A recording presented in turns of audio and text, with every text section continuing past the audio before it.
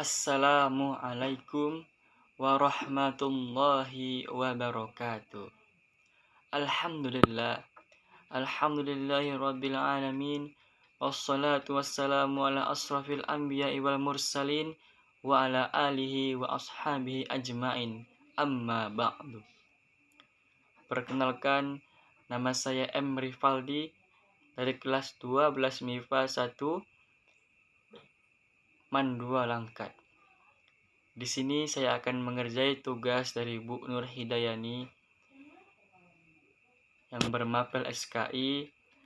Saya mengambil tema yaitu sejarah singkat masuknya Islam ke Argentina. Muslim Argentina masih mengikuti nilai-nilai Islam yang telah diturunkan selama beberapa generasi. Argentina merupakan negara dengan penduduk Muslim terbesar dibandingkan negara Amerika Latin lainnya. Sebagaimana Vincent Lopaso mengatakan, Muslim Argentina masih tetap optimis menjalankan keyakinannya secara bebas di seluruh negara-negara. Baik, mari kita saksikan video sejarah singkatnya Islam masuk ke Argentina.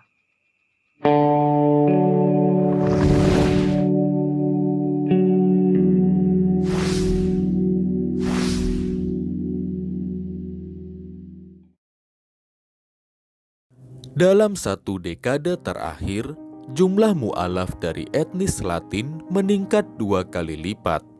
World Magazine bahkan melansir peningkatan jumlah mu'alaf di dunia terjadi paling banyak pada kelompok Hispanik tersebut. Hal itu juga terjadi di salah satu negara Amerika Latin, yakni Argentina. Argentina merupakan negara dengan penduduk Muslim terbesar dibandingkan negara Amerika Latin lainnya. Berdasarkan studi Pew Forum, negara tangguh ini menjadi rumah bagi hampir 1 juta Muslim, atau sekitar 2,5% dari total penduduk negaranya Lionel Messi, mega bintang sepak bola. Dibanding dengan kota lain, ibu kota Buenos Aires merupakan wilayah dengan proporsi Muslim terbesar di negara Amerika Selatan tersebut. Menelusuri kota terpadat kedua di Amerika Selatan itu, umat Islam memang tampak hidup nyaman tanpa diskriminasi sosial. Setidaknya, terdapat 3 masjid yang tersebar di penjuru kota dan selalu ramai, terutama saat Jumat. Muslimahnya pun bebas berjalan-jalan dengan mengenakan jilbab. Sebuah terobosan datang pada 2011 ketika administrasi Kirchner meloloskan undang-undang yang memungkinkan perempuan mengenakan jilbab di depan umum tanpa menghadapi penganiayaan. Undang-undang itu memperluas kebebasan beragama dan berekspresi di Amerika Latin dan membantu komunitas Muslim untuk berintegrasi lebih baik ke dalam masyarakat Argentina. Selain itu, Muslimah Argentina juga dapat menggunakan foto berjilbab untuk KTP nasional. Pemerintah Argentina berusaha memastikan warga Muslim bebas mengekspresikan agama mereka tanpa menghadapi diskriminasi. Selain fasilitas ibadah yang tersedia, mereka juga memenuhi kebutuhan pangan halal dengan mudah. Restoran halal tersebar di penjuru kota. Pemotong hewan halal pun tersedia, meski hanya 1. Selain itu, pemakaman Muslim pun tersedia untuk Muslim Buenos Aires dan Muslimin Argentina pada umumnya. Lokasinya di pinggiran kota Buenos Aires dengan izin penuh dari pemerintah. Peningkatan populasi Muslim di Argentina diakui Pusat Kajian Islam di Argentina, Centro de Estudios Islámicos. Lembaga tersebut fokus pada dakwah dan kajian budaya Islam di Argentina. Lembaga ini menyebutkan pada abad ini agama Islam berkembang pesat di Argentina. Indikasinya adalah dengan semakin banyaknya pemeluk agama Islam. Dialog dua arah yang rutin antara umat Islam dan kelompok masyarakat lain, dilansir oleh republika.co.id, telah membantu mengurangi ketegangan dan rasa curiga serta berbagai tudingan negatif yang dilayangkan kepada umat Islam. Peran kaum pendatang dari Timur Tengah seperti Suriah dan Libanon menjadikan dakwah Islam di Argentina terlihat kian ramai. Para pendatang tersebut banyak memperkenalkan Islam kepada penduduk Argentina. Mereka bermigrasi ke wilayah Argentina pada awal abad ke-20 dan membentuk pemukiman di tengah-tengah penduduk asli. Mereka hidup rukun dan damai tanpa ada rasa curiga dan permusuhan. Namun, jauh sebelum kedatangan kaum imigran Suriah dan Libanon ini, komunitas Muslim sudah terbentuk. Kedatangan para imigran Muslim pertama ini bersamaan dengan kedatangan para penjelajah berkebangsaan Spanyol dan Portugis. Jumlah imigran Muslim terus bertambah setelah Argentina menjadi wilayah koloni Spanyol. Kehadiran Islam di Argentina dapat dikaitkan kembali dengan penaklukan Spanyol dan penjelajahan benua Amerika.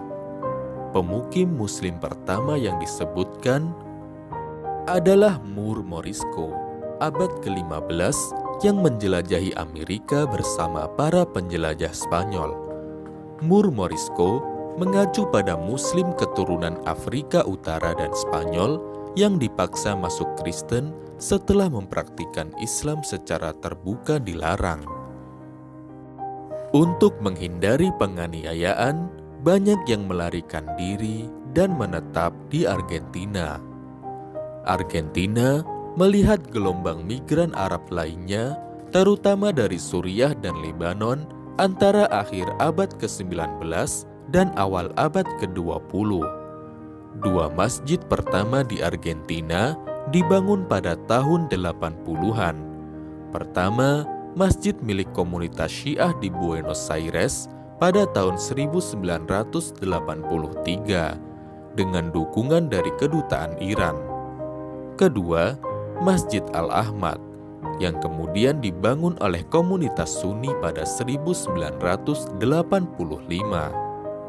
Pusat kebudayaan Islam Raja Fahd yang didanai oleh Arab Saudi dibangun pada 1996. Ia merupakan kompleks masjid terbesar di Amerika Selatan, mencakup masjid, perpustakaan, 2 sekolah, dan taman. Luas tanah yang dihibahkan pemerintah Argentina untuk pembangunan masjid itu mencapai 34.000 meter persegi. Masjid itu terletak di Palermo, Buenos Aires. Argentina juga menjadi pusat atau markas organisasi Islam Amerika Latin, disingkat IOLA. IOLA tercatat paling aktif dalam menyerukan pentingnya persatuan Islam di Amerika Latin. Vincent Lovaso, peneliti di Council on Hemispheric Affairs, mengungkapkan, meskipun populasi Muslim Argentina jauh dari negara mayoritas Muslim, Muslim Argentina masih mengikuti nilai-nilai Islam yang telah diturunkan selama beberapa generasi. Muslim Argentina masih tetap optimis menjalankan keyakinan mereka secara bebas di seluruh negeri, kata Vincent Lovaso. Ia juga mengatakan, banyak pejabat Muslim melihat Argentina sebagai lokasi ideal, di mana Islam telah memainkan atau bahkan menunjukkan peran positif dalam menyebarkan nilai-nilai Islam yang tidak bias.